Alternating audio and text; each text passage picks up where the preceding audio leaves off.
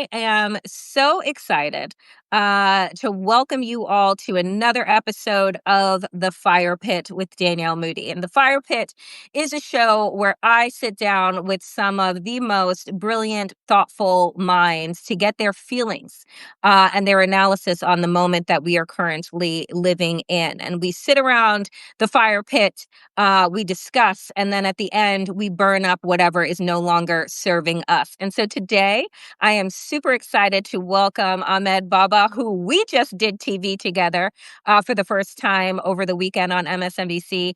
And we said, we got to do a Substack together. So I'm super excited to welcome you to the fire pit. Please tell us all the brilliance that is you. Oh, thank you so much for the intro. Also, the premise is cool. It's like kind of therapeutic. Like we get to talk about all the craziness going on in the end, throw it in the pit.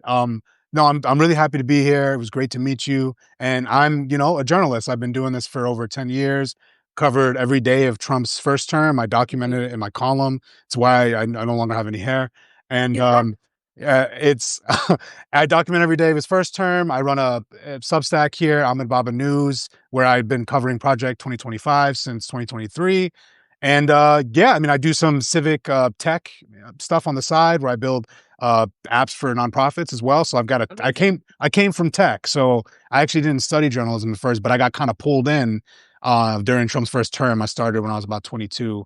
And now here we are, 10 years later, still dealing with Donald. And so I love that, and I love the diversity of your background. And I didn't study journalism either. For people that know, I mean, I studied political science and education policy and et cetera. But for me, it was like the things that I felt what could change hearts and minds, right? And for me, it was politics and media, right? And being able to figure out where can I live at the intersection of these two things, right? And recognizing the power of storytelling is what politics really is about, is the ability to tell people about what is going to affect their day-to-day lives, how they can engage, and how they can become empowered. So that's how I got into this space. But let's jump in, because Tuesday, in the year of our Lord 2025, is an absolute shit show. Because, Ahmed, I went to bed last night with my heart feeling so heavy after seeing the literal demolishing of the East Wing of the White House. And, I know that there are some folks that will say it's a building. It's a building. And for folks like us, it's a building that was built by our enslaved ancestors, right? That part. It is a building that was created, that was supposed to be a symbol and a beacon of democracy, that was built by enslaved people. And so you would think that I don't have this nostalgic, this patriotic connection to this place that it both served as a beacon of democracy, but was also a site of torture, right, for our ancestors. But I got to tell you, having had the opportunity to go to the White House on a number of occasions during the Obama years, during the Biden years, it was heartbreaking, and it kind of took me by surprise how I felt about the destruction, how I felt at the fact that this man, who is a symbol of everything that is wrong, everything that is inept, that is despicable about our humanity, it is not serving him enough to have this psychological torture of flooding the zone on a day-to-day basis, that his reaction, and I believe it was, we know that this ballroom was going to be built and blah, blah, but I believe that it was a direct reaction to No Kings. I believe that it was a direct reaction to, I'm going to show them. I'm going to amp up the abuse. I'm going to destroy, because that's what I am. What was your reaction to the imagery that began circulating last night? I actually saw some of the first footage of it from I got a notification from your Substack. So one of your reactions was one of the first I saw. And I thought you so eloquently and profoundly put it. And the way you just described it there in similar terms you did in your other videos, where it's just this sense of an a visual representation of his demolition of Yep. the executive, of his demolition of the White House, of the norms, of the institutions that we hold dear. And really, I haven't seen that many people put it in that way. That it isn't just about this ballroom. It's about his disdain for Yep. everything that this White House is supposed to represent. And it's about how he's literally a culmination of every flaw in the American psyche embodied in a human being. He's a personification of that because that's what he did. He exploited every single one of our flaws and brought it to the forefront. And now he's here, not just doing the erosion of the executive branch and trying to consolidate power and destroying every guardrail. He's literally taking down a building to build a tacky ballroom after what he's already done to the Rose Garden. And again, if it was another president, maybe I wouldn't be as mad, right? I wouldn't be as annoyed by it. I would be like, okay, whatever. But this guy hates America, really. He does. He Right. hates what America's supposed to stand for. And I think people need to flip that more on him.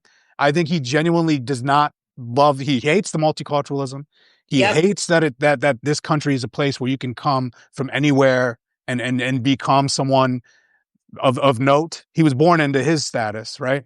And I think he hates that people can be equal here to him, right? I think that's when we talk about what drives him personally.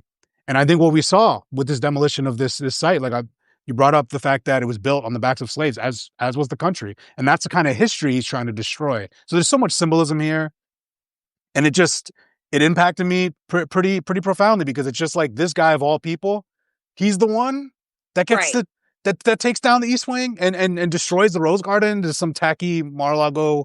I had the same kind of human reaction. I think I haven't really been seeing it covered like that though. I see Yeah. it more. It's like people trying to act like it's just not notable, but it really is a representation of what he's doing to the presidency. I think that it is going to be, I think that that photo, which by the way, apparently was leaked, right? Apparently, what I've been seeing today is that these contractors, these federal contractors that were brought in to do this construction, apparently signed some version of NDAs that said that they would not share any photographs or any information as to what was happening. And that now there's this clampdown that is happening because leaks. I mean, this entire regime is a sieve, right? Like Yeah. everything leaks out of it. And it is because I think that there are still those that are loyal to the Constitution, that are loyal to this country, that are on the front lines witnessing the destruction that is happening and are compelled to share it with the rest of us. And if not, right, we would not know. And so again, for me, I have walked down that wing so many times, and the pride as a child of immigrants that I have felt, right? Being able to walk down those halls and see the photographs that are up and look into and peek into the movie theater that was off of the East Wing. And then as you walk into these other, beautiful rooms that hold so much history and truth. And that's what I realize, to your point, is that it is this erasure. Like it's not enough to burn the books. It's not Hmm. enough to destroy curriculum. It's not enough to spread lies. Like the physical demolishing of this space says, I am a king. I can do whatever, however, whenever, and you have no recourse. And I think that this tantrum that he is throwing at the realization that we pierced his bubble over the weekend. Yep. Donald Trump lives in this made up alternative universe space Hmm. that his sycophants continue to weave around him that has him believe that he is a genius, he is extraordinary, he is Nobel Peace Prize worthy, he is all of these things. And when he's actually faced with reality, the reality that the rest of us live in, he can't handle it. Right? He retweets the AI video of him as a king dropping excrement on shitting on the American people. And then Yeah. that's not enough. I got to destroy what you love, right? Hmm. And so what is your reaction to where Democrats are in their response to what Donald Trump has been doing and saying since No Kings? Like this, and again, Yeah. We have been numbed into this place of lashing off. I mean, of like kind of, you know, letting it roll off of us like, oh, he's not, this is a toddler. Oh, it's just AI. It's just this. It's just, no, it's not. Yeah. And so I want to know your response to how you think that Democrats, if right or wrong, their response to Donald Trump's continued tantrums that are indicative of how weak America is in this moment and how much he has weakened us. Yeah, that's all well put. And before I touch on the Democrats' response, what the point you made there that I think needs emphasis is the fact that he is in a bubble significantly more so than he was in the first term.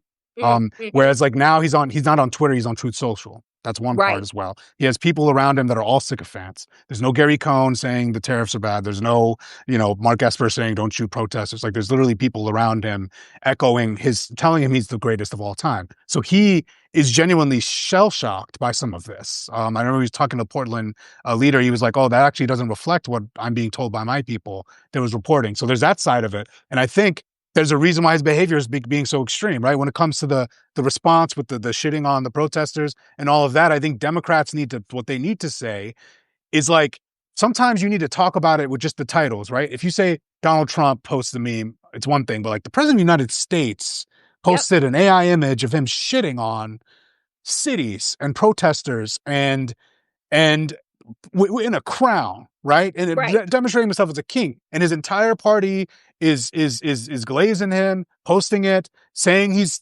basically saying yes, he is a king, validating the concerns of the protesters. I think Democrats, what they need to do, and I think a lot of them are, I think we need some more of it from the leadership, is just speak plainly like, you are and I do, where it's like, be a human being and go out there and talk about how insane this actually is. Yep. I don't need you to write a press release or a strongly worded letter. Like you need to get out there. Like the truth does not need to be poll tested, get out there and just say what you feel. Say what you feel. If you see that this is a president who's posting AI images, dropping deuces, you can say shit. You can say he's dropping deuces. You can say the words. Like I've seen reporters saying, "Oh, what appears to be a brown liquid." No, it's shit. Right. It's not. Like, It doesn't we, appear to be right. brown liquid. It's shit. So it's like, just go out there and say it with your chest, talk about how insane this is, and channel these 7 million people that just showed that this man is not as all powerful as he claims to be. His approval rating just hit 37% again. We saw that in Gallup. We see it in so many polls. Yep. Homeboy is at his almost near low. And one more point back to Mm-hmm. you, the 37% number Mm-hmm. in Gallup, his all-time first term low was 34%. And Mm. you know when that was? Days after January 6th.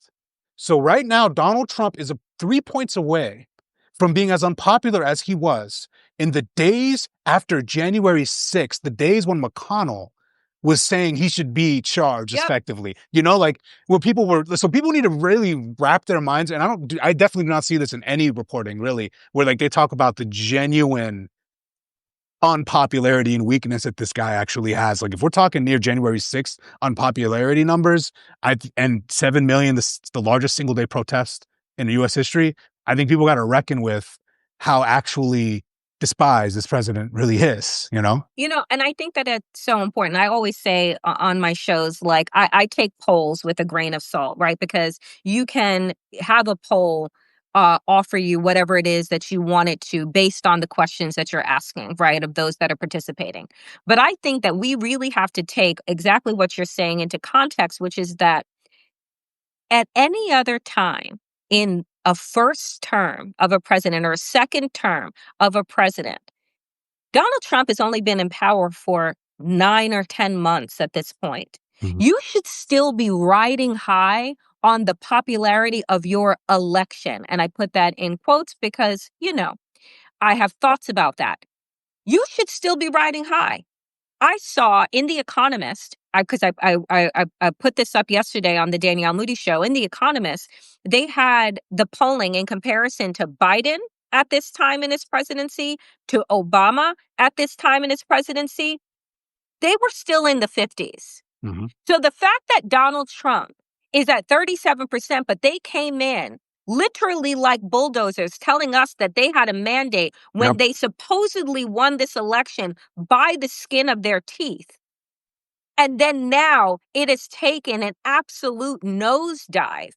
And then on top of which, you are seeing the Supreme Court is going to make a decision in June of next year that is going to gut the Voting Rights Act to deliver Republicans a solidified supermajority in the House. They know that they don't need to work for their constituents' vote. When Donald Trump, Ahmed, said on the campaign trail, you just need to vote for me this one time. This one last time, you just need to vote for me. I got it from here. Everyone was like, haha, I wonder what he means by that. Ba, ba, ba, ba, ba. And it's like, so now when you see these numbers, and I was watching videos of old white people calling themselves Grand Tifa, grandparents of the anti-fascist movement. I loved it That's so great. much because I'm watching these videos of older white people, some of which said that they had voted for Donald Trump and they had believed him. Others that said, no, I've been fighting against fascism for decades at this point. Mhm. But they're coming out and they're saying this man is not representative of this country, of what it means to be a patriot, of what it means to be a leader. So how do you think that right? How do you think that the Democrats exploit his unpopularity, right? Exploit the fact that 7 million people showed up. And that's just in this country because the protest was global Yep, it against Donald was. Trump. It's not, we don't just hate him. Everybody hates him. Yeah. So what do you think if you were sitting in a meeting with Hakeem Jeffries, ugh, and Chuck Schumer, our supposed leaders, and saying, this is what I would do, what would you offer for them in this moment? I would say they need to embody the energy that is seen, or step aside and let leaders that do embody it move forward. Because what you need is someone who can channel the righteous energy. And a lot of leaders run them, encourage the primaries. Don't sit there and act like that's another step too. Like, let the new leaders rise that actually represent this groundswell, right? Let them come up and let their voices be heard. Be everywhere. Go on all of these podcasts. Go where the attention economy requires you to go and make the case. You're in the middle of a shutdown. Why do I not see Jeffries everywhere every single day? Like, get out there, speak off the cuff, no more talking points, no more poll Yep. testing, say what you mean, get out there and speak the truth, because all the points you just made about that unpopularity and the comparisons to other presidents, he is deeply unpopular. And one thing I do want to note though, on like the reason they're acting like they don't need any more time, that's their brazenness, right? I think they overplayed their hands. Yep. When I was covering Project 2025 ahead of this, Musk was a variable that I didn't expect. I thought it was going to be Russell Vought from the beginning, moving methodically, laser targeting statutes, like trying to escalate stuff to the Supreme Court to get them to greenlight his authoritarianism, which they would have done. Instead, they had Musk going there with a chainsaw on stage being an idiot. And then I think they really damaged themselves the first 6 months of this presidency. And then now, even more so with the troop deployments and everything going on with ICE. And I think they've overplayed their hands. It's difficult to engineer the full level of regime authoritarianism control you need when you're this unpopular. You can't, you need to take care of the economy as well while you're also trying to consolidate that's power. the difference that Hitler knew that. Yeah. You can't, you got to at least try to take care of the people first before you jump straight into it. And I think where he's stumbling is he moved too fast and he turned the entire country against him. And what I think too, especially with that Supreme Court thing, let's say they do rule in June, that's still too late for the midterms, right? So like it might be logistically impossible for them to redraw some of the maps because primaries would have already been held. They would have to redo a bunch of primaries. So that would be it would be devastating, obviously, but it would be more impactful for 2028. But the positive thing on that, Hochul, the Washington state, the Democrat-run states who need like longer timeframes to do their ballot measures can do it. So they might be able to redraw maps basically using reverse racism, right? Like basically taking it, you know what I'm saying? So I'm saying it's going to be devastating nonetheless. But my point is, I think they moved too fast. I think they overplayed their hands. And I got I got a little less worried once I saw how they were moving in this first 9 months, like the level of which he has turned the people against him and the way they've stumbled. I think it might even scare SCOTUS a little bit on some of the powers. Mm. I think they were headed towards full consolidation when he was elected, thinking he had a false mandate. All homeboy had to do is not touch Biden's economy, but homeboy touched Biden's economy. And I'm an optimist, so that's just want to offer the hopeful take that I think they've moved too fast, and I think they've turned so many people against them that I think we're in a place where we actually could reverse this over the next couple of years with the midterms, hopefully. I love your hopefulness because I struggle. Yeah, With I struggle with that, but I think I do believe that they've overplayed their hand.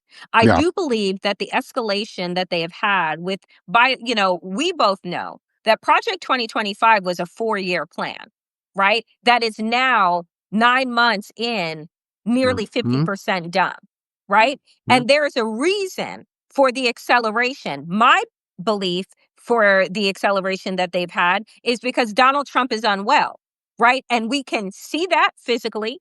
We are watching his mental acuity be challenged on a regular basis. The things that he says, he doesn't know at times when he was president, when he was not. And again, these are things that we have been conditioned to shrug off. Oh, he doesn't really mean what he says, blah, blah, blah, Mm-hmm. blah, blah.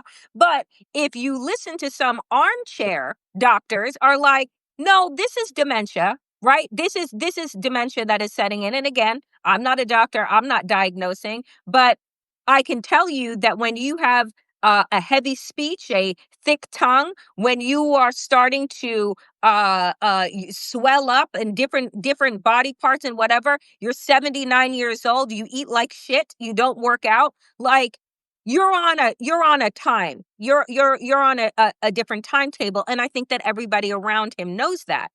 And so I wonder, Musk is moved out of the way. Stephen Miller, Russell Vought, center stage. Mm-hmm. They're the ones that are puppeteering Donald Trump. He just gets to play king and, build ballrooms, and he wants to build an Arc de Trump and like all of these things because he wants to leave something behind, right? And I'm telling you, there is this fatalism in the way that Yes, he's been yes, speaking these days yeah. about not making it into heaven and blah blah blah, that I want people to pay attention to because I think that it's important.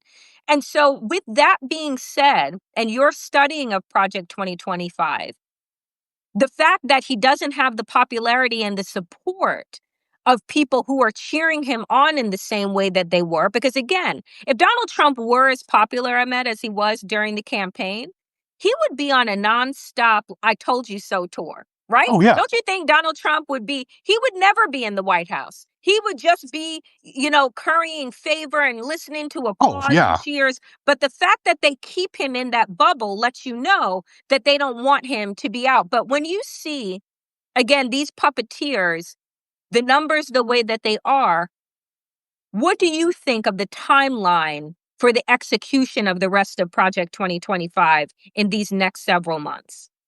Well, I think a lot of it requires legislation. So I think what they're trying to do now is just like you said, they're trying to front load all of the executive branch stuff. They're trying to basically take the whole consolidation of power. They were going to use the shutdown to further the goal of purging civil servants so that they can then, again, people don't talk about it that often, but replace them with loyalists, nonpartisan civil servants flooded with these MAGA crazies in the nonpartisan civil service. They're going to try to further expedite that. But again, like on the reason why they're doing this timeline is because, like you said, he's not as popular as he was, right? And they misread the mandate. They thought they had a cultural mandate, they had an economic one, and then immediately the first thing they did was go in there. Like if I would have been, I would be genuinely scared, and I was for the first couple days after the election until I saw the cabinet picks, and I was like, oh, he's cooked. I was like, he's going to overreach. He's cooked. I knew from the beginning. I was like, oh, he's going to overreach. He's the same guy. He's going to surround himself with the psycho extremists that are going to Yep. do their agenda regardless of the political ramifications. The Miller, the vote, and you're going to put idiots like Hegseth in there and not fire them, or Bundy when they stumble. Okay, well you're going to be cooked. And basically, what they're doing now, if he had went in there and he didn't touch the Biden economy, if he just focused on, if he moved silently and had vote go in the behind the scenes Yep. and pull the strings, I'd be like, okay, and he was at 55% approval because the Yep. economy was roaring. I'd be like, okay, we're headed towards a regime. I'd be like, we're headed towards a regime. We're cooked. There's a popular mandate for authoritarianism. Instead, like we've talked about, he tried to front load all of Project 2025 because he knows they know their stuff's unpopular. On Project 2025 was unpopular. That's why he lied about being associated with Yep. it. And then he comes in here, he bulldozes the executive, he implements these tariffs, which aren't that was just him being dumb because he's stubborn, right? He's still the same guy, and he can't change just because if you have a disciplined apparatus around him, you can't change him. He can't stop himself. And then meanwhile, Stephen Miller and Russell Vogt, Miller especially, is so dumb and smart at the same time. And it's weird the level of like cognitive dissonance of idiocy and brilliance in the guy's brain at the same time. He can't read a room. He Mm. can't read a room. And his lack of being able to read a room, he's trying to bulldoze, and every action that they're taking is repulsing people. The movement I saw you on your show, you talked about the issue breakdown too of the polling. Yep. Immigration, the Yep. economy, Underwater. even crime, he's starting to go underwater. And Mm-hmm. especially on immigration, that's the most significant thing. That was his thing. Yep. And people don't like cruelty. People try to act like the American people are majority evil. They are not. They don't want to Yeah. see people's grandmas being taken away, or their neighbor that they. And I think what we're seeing is like that effort to front load Project 2025 because they know they're going to lose the midterms, and all these other efforts, the gerrymandering, the SCOTUS stuff with the racial gerrymandering ruling potentially imminent. They know they have to rewrite the parameters of democracy because they can't win on the merits of their ideas. And that's the reality I think that we're in. And if I can have you for a couple of extra minutes, I I'll do stay want as to ask long as you. you need. I I'll stay do as long want as to you ask need. you Great combo. a couple of other questions, because we are now at week 4 of this government shutdown, wildly unpopular government shutdown. Again, Republicans overplaying their hand and thinking that they were going to be able to label this as a Democratic shutdown. Mm-hmm. You run the executive branch, the judiciary, and Congress, right? And somehow it's the Democrats that are the ones that are responsible for the shutdown. The American people aren't buying it. They're not even buying it on Fox News. And so, how long do you think that we go with this? The last shutdown that we had under Trump was 2018, and it lasted for 34 days, right? We are Yeah. now in week 4, and we Yeah. are seeing the absolute mayhem that is happening at our airports, air Mm-hmm. traffic controllers calling out, calling in sick, people sitting on the tarmac for 2-3 hours after they're boarding. I know that doesn't make me feel safe, but how long SNAP benefits run out on November 1st, Mm-hmm. which is in like less than 2 weeks. Military has already missed a paycheck, right? And they're in food bank lines. How long do you think that Republicans are able to keep this up? I mean, I think when it comes to SNAP and stuff that impacts poor people, that'll probably just fuel the Republicans more because they want to see more poor people struggle. Well, no, I mean, I don't know. We'll see. But when it starts impacting rich people more, like I think heading towards the holidays and, towards November with the airport situation, like I think it's going to take something like that potentially to drive them. But again, they might try to avoid that or anticipate that because Trump's out here distracting himself with all this foreign policy stuff. Meanwhile, Thune is kind of like saying, Thune's starting to crack a little. And he's saying, like, I don't know, maybe the House should come back. And he's starting to like say, like, Yep. I don't know, maybe we should, get a deal done. And then you have people like Marjorie Taylor Greene, who, we talked about together on Yep. MSNBC, and we both were in agreement of where her head was at. Where if she sees everything we've talked about on this episode, all where the winds are blowing, the approvals and the weakness, and we're going to see others start to crack like that and start speaking like that because that healthcare issue, one thing I will give Democrats props for is like initially I was among those who were like, let's do a broader, anti-authoritarianism message. But the laser focus on healthcare made it so that you could then pull people like a MTJ, right? Mm-hmm. That you can then say like, okay, this issue is so 80-20 that they're going to have to move on it eventually. And then now, no kings, they're kind of letting the people make the anti-authoritarian message while they're focusing on that affordability question. Right. I don't know exactly how long it'll last, but I do think Republicans will eventually budge. I think it's not feasible for them to be, especially as they're getting closer to the Obamacare cliff. I think they're going to have no choice but to renew the subsidies anyway. So why not do it in the context of the shutdown, and then Trump can declare he's going to declare some fake victory and that he's a healthcare savior. That's how I think it probably eventually will Will come pl- out. will play itself out. My other question for you, and this is something that I've been talking about probably ad nauseum since January, is that we need a general strike.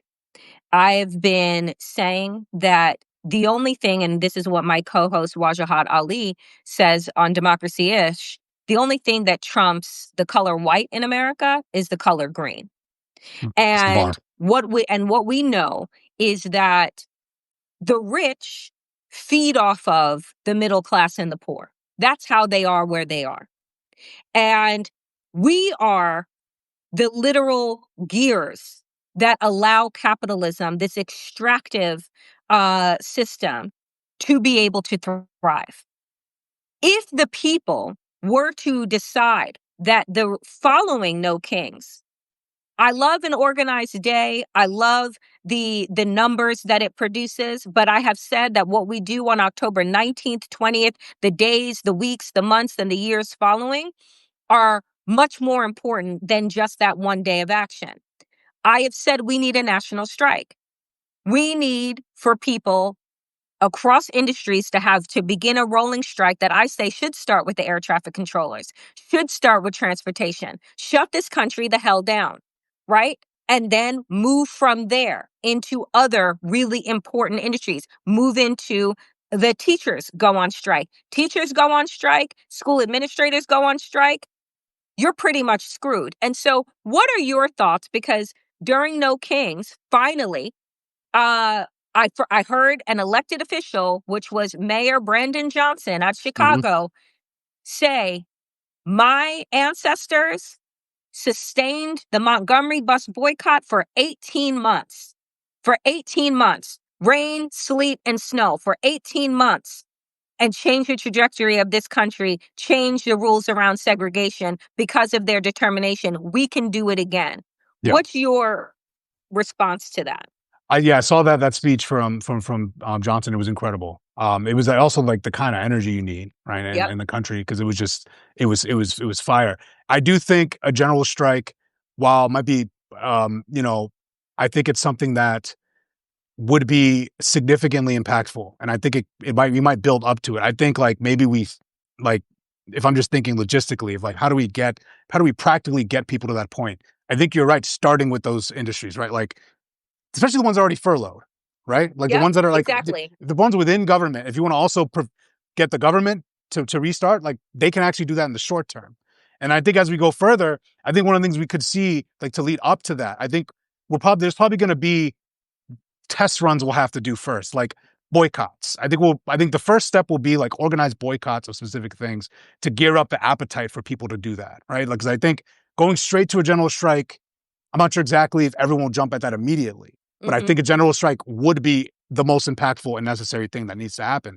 And I think in order to get up to that point, we saw, for example, Disney, right?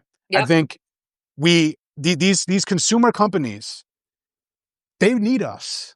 We're Hmm. about to have Black Friday coming up, right? Yep. We're about to have, like, when I'm just thinking about what's ahead of us right here, we have the holidays. Yep. How are people going to spend their dollars? What companies are we going to organize around to say, where are we going to spend at and what are we not going to spend at? Who are we going to support? Who are we not going to support? Apple, I mean, I'm an Apple person. It sucks that Tim Apple did what he did. I just called him Tim Apple. Tim That's Cook, what I mean, basically. basically, where he gave that statue. Like, how are we going to hold these corporations accountable that associate with them? Because I think that's one of the short term things you can do. And then as you build up to that strike, what are the things that are what are the industries that are gonna actually debilitate and actually get Trump's attention, where he won't just say, "Fine," like. And I think we need to walk through like the specifics and the timing and like actually create a strategy for it, because I actually do think you're right. I think we're getting to the point, especially if he invokes the Insurrection Act, Correct. where if he, like, I think we need to prepare a plan for if he does one of these next triggering things, that something jumps into action. Because I think like No Kings prove there's numbers. And I think now it's what do we do and how do we organize these people so that when there are these triggering events, there's a response that's organized and coordinated. Yeah, and I mean, to me, again, I agree with the timing around the holidays, right? This is when retail makes all of their money, right? They make all of their money between Black Friday and Cyber Monday and all, all of these things for the holiday season. And I think that there are hundreds of thousands of people that are without work, right? 300,000 Black women have been forced out of their jobs because of this regime, right? Hmm. That's just Black women. Black women are the canary in the coal mine for this country as they go, so the economy goes. Always the first hit and hit hardest, but Yep. then every other group will follow, right? So you're already talking about people not having the kind of money that they would normally have, right? With inflation, joblessness, and now you have this holiday season. Like, you're talking about seeing our military in their full uniform standing on a food line at a food bank, right? Yeah. Uh, because they've missed a check, right? So I think that already we are going to see depressed numbers in terms of what would normally be produced during that holiday time. But I think that if we are conscious about it and we say we're not spending, we're not going Hmm. to be feeding this capitalist machine that does nothing but extract and crush everyone else aside from those that are in charge. I think that we can have considerable impact. I think too, to me, again, I say you start with the transportation industry, you move into teachers, you move on from there into retail and so on and so forth. And I think that it is a rolling general Yes. strike, right? Yeah. That is proportional to the madness that we've been subjected to with Donald Trump. You have a proportional response Yes. to that. That's what I believe. And so finally for you, my friend, um, this show, like I said at the beginning, is called The Fire Pit. It is an opportunity where I bring people who I truly appreciate, admire, their work, their intellect, their offering, and their analysis of the country and where we are in this moment. We sit around the fire, we gather, and we talk about what needs to be spoken of. But fire, like I say, is also incredibly cleansing. And when we need a release, we throw things into the fire to burn up old ideas, perspectives, so that we can create space for what is new and to come. So I ask you on this Good Tuesday, Ahmed, what are you throwing in the fire today? Yeah, like I told you earlier, like I'm just really been thinking about what I could say to get you canceled at the end here as something I'm throwing in the fire. I couldn't think of anything that was too cancelable. So I'll just say I want to throw fear in the fire. Like I want to basically replace any fear that I have in me about what's going on in the regime and just put resolve, and hope in replacement of it because there's so much that happens and it's his intent to make us afraid and make us feel like we're not strong and make us feel like we don't have the agency or the power to beat him. We beat him once and we beat him badly. And he won this last time by a fluke. And he's has no more elections in him and then he's out. People have the power to go and make this impact, like what we just did. The largest single day protest Yep. in US history. There have been more protests this year so far in the second term than the first. The resistance is bigger and stronger and more powerful. He couldn't even get Jimmy Kimmel off the air. You think Yep. Homeboy's all powerful? He's not. And I think it's that what he tries to do with these shows of force, that Chicago raid where he terrorized black people. It's all Mhm. intentional to say, hey, quiet down, guys. Hey, you don't want to be part of this too, right? Well, just let us go after these people. And we have to all say, no, we are more powerful than we realize. He's weaker than he appears. And we just got to keep going and keep speaking fearlessly because I'm telling you right now, Donald Trump is not going to be the thing that destroys American democracy. We're not going to let that joke of a man be the thing that ends this beautiful experiment. We'd be embarrassed if we let him be that. And I think that's the energy I'm walking around with. Like, I'm not afraid of this guy. I think that he's cooked. I think we're going to whoop him in the midterms next year. And I think Democrats are winning in the numbers. Look at the generic ballots. A new one came out from Mhm. Gallup. Mhm. Like, start walking around like you're winning because we are. He's doing some oppressive things. But yeah, so fear is what I throw in the fire, and I come out of it with just like a focus on the fact that this man is he's musing about whether or not he's going to get into heaven.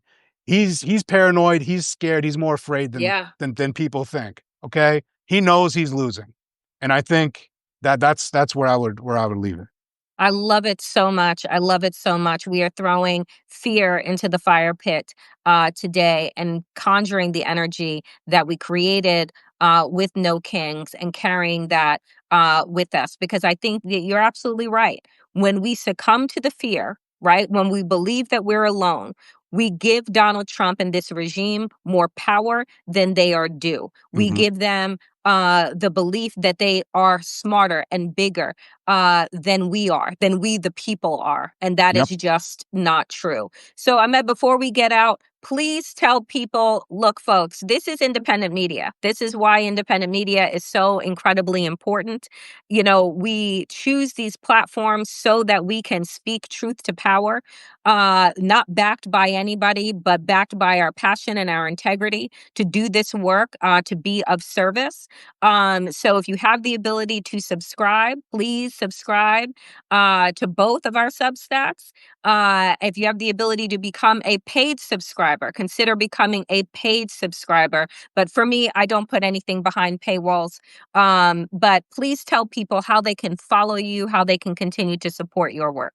Thank you, Danielle. And yes, I don't put anything behind paywalls either, but I really would appreciate it at ahmedbaba.news. If you hit subscribe at the top of this thing, you can find my work. I do these videos, I do articles. I've been doing this for 10 years, and I'm still at it. Subscribe to me, subscribe to Danielle, and if you can, paid subscription really helps and fuels this work because again, the reason why me and Danielle are able to sit here and say what we mean and say it with our chest without having to be Yep. careful or tiptoe is because we're not beholden to anyone, right? We're beholden to our readers and the people we serve, which is you guys. So definitely subscribe to. I see you guys in the comments. We've been reading them too. I've been seeing you Yes. all spreading the love. Thank you. That like button has been popping off. I don't Yes. know if I've been in a live where I've seen the hearts just like Just continuously cascading. go. Like it's dope. So thank you guys for watching and definitely appreciate all of you who are subscribing to us. It means the world. And Danielle, this was a phenomenal conversation. I really enjoyed this. I enjoyed it so much. So we will do it again soon. And for folks that caught this late, the video will be up later on today. So do make sure that you check it out. Make sure that you share, you like, you comment, you do the most. We appreciate you. And I will be back later in the week with more interviews for you all. And the Danielle Moody Show is live tonight at 5 p.m. Eastern on my YouTube. So make sure to subscribe there. Ahmed, thank you for your time, for your passion. Really, really appreciate you. Thank you for having me. Hope we talk again soon. We will. All right, folks, be well.